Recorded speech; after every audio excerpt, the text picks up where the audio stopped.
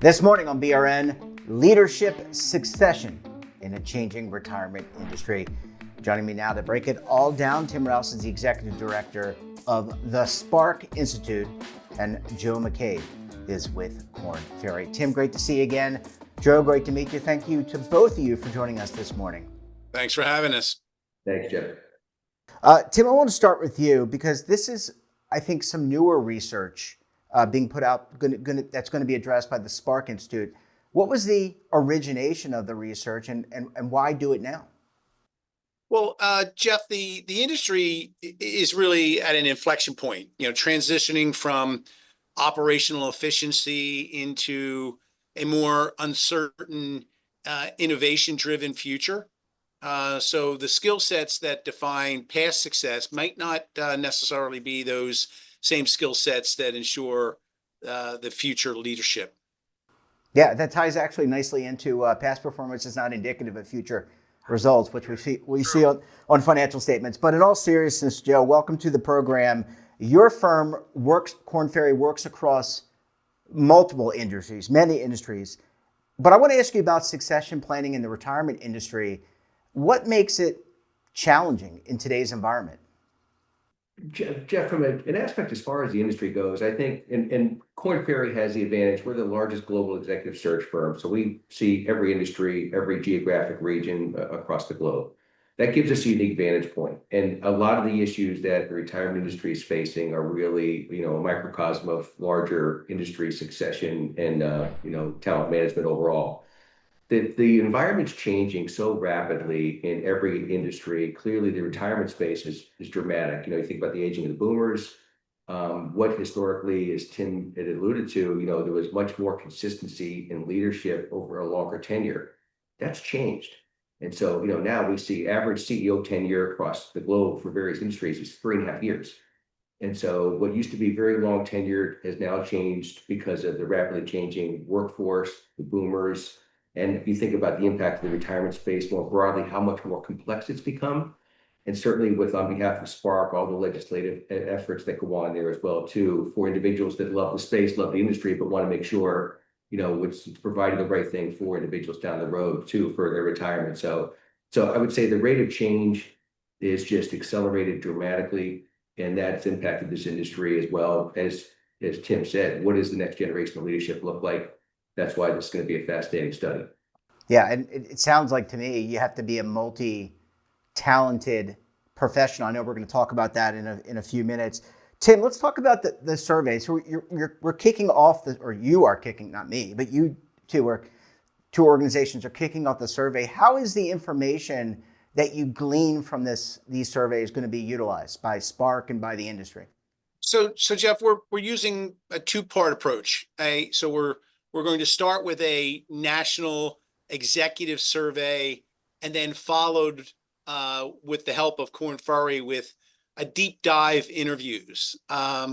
This lets us combine broad insights with the nuance, segmenting, findings, and we're breaking it down into conversations with record keepers, asset managers, and advisory firms. And then ultimately, we're going to complete the process by having Joe and his folks attend our November forum down in Florida. Yeah, and you'll have a lot of information there, Joe. What do you hope to uncover, Joe? I mean, you've been through this obviously with other industries. What do you hope to uncover, and what type of methodology will Korn Ferry be utilizing for these surveys? From at least a core philosophical approach, I really like what Tim and the Spark organization have proposed, which is basically a bottoms up. And so if you think about that, getting input from individuals from various, not only the record keeping, but investment only, all sorts of other individuals that are in the retirement space more broadly, but also from a bottoms up approach. So not just asking the top of the house, what do they think, but asking, the troops throughout as they build their careers and they understand the industry, what's their input as well, too. So the bottoms up approach is great. We're going to utilize that to then go and talk to multiple senior leaders to run those results by them and see what they think.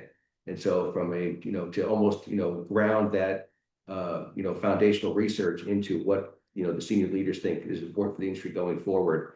The overlay that Korn Ferry will do is that, we do assessments across industries and senior leaders. We've got over 6 million data points on assessments for senior leaders across various industries, including financial services and including retirement, and the work we've done in that space. So we want to really provide an insight, ideally, into what does that future generation of leadership look like? What are the traits, drivers, competencies of what that group should be, and use that as a foundation for the industry, hopefully doing a better job in the future of planning for what's going to be a more rapidly evolving turnover as far as senior leadership goes. And Joe, just to follow up and pick up on the conversation from a few minutes ago, what are some of the leadership traits that you believe, without, we don't have any data, but that you believe is important in terms of the future of the financial services and the retirement industries? We see certain trends that are industry agnostic emerging as we do this assessment work for various organizations.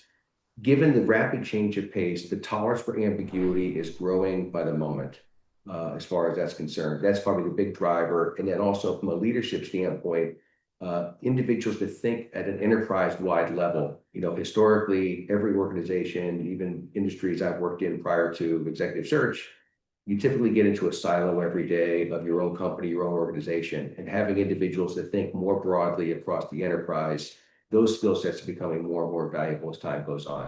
So those are clearly two of the, to give a peek under the tent, I'm sure those will be raised to some degree, regardless as far as our input goes from the interviews and the assessments and the Surveys. surveys. Thank you. Yeah. You're welcome. Tim, I'm a Baltimore Orioles fan. It's not been a good year for the Baltimore Orioles. They just relieved their manager of duties. Still early in the season, Jeff. They've not had a good season. It doesn't look good, but they're going to have to hire a new manager. And analogous to the retirement industry, they can hire from within the organization or they can go outside. Do you think the future leaders of the retirement industry come from within, or do they come from outside in other sectors? Well, some will come from outside, but we expect to see an influx from adjacent sectors, maybe tech, maybe health, even global logistics. But because of the challenges of our market, where you have essentially two clients, you have the employer, plan sponsor, and the participant employee, it really requires a unique understanding. And so part of this survey and part of this research will tell us a lot about the types of things that outsiders will need to know as they enter into our market. Yeah, then they're going to have to pick up. We have a lot of jargon, as most industries do. I think bringing information from the outside, but also willingness to kind of learn the retirement speak, so to speak. Tim, as we close out this morning's discussion, for those watching, especially executives and leaders within an organization, how can they participate in this survey? What do they need to do? Are you going to be reaching out to them directly, or they can reach out to, obviously they can reach out to us at the sparkinstitute.org. Yep. Or, we are going to be sending it out to a lot of our industry leaders and a lot of the contacts that we have in the industry. Joe and his team have a tremendous number of contacts as well. But if there are folks out there that are interested in having their voice included in this research, we encourage you to reach out to us. Yep, and that information is going to. Yeah, go ahead. Having us today.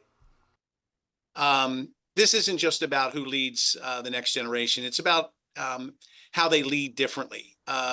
We can't afford to rely on old instincts in a world reshaped by technology, including AI, consolidations, and shifting client demands. We really need to focus in on what's going to be necessary for the leaders of the future. Yeah, and Joe, I don't want to put pressure on you.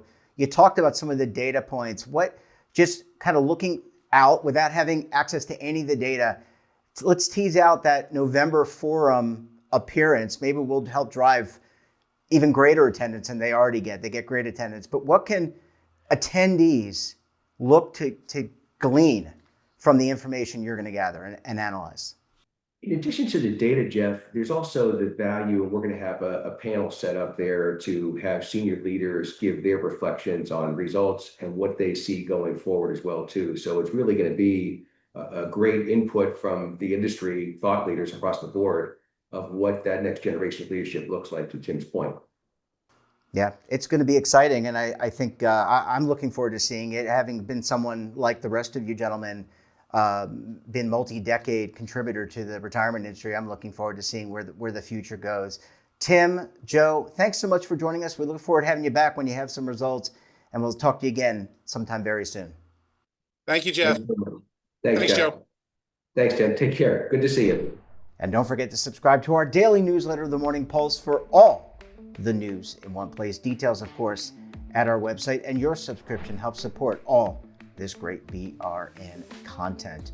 We're back again tomorrow for another edition of BRN. Until then, I'm Jeff Snyder. Stay safe, keep on saving, and don't forget, roll with the changes.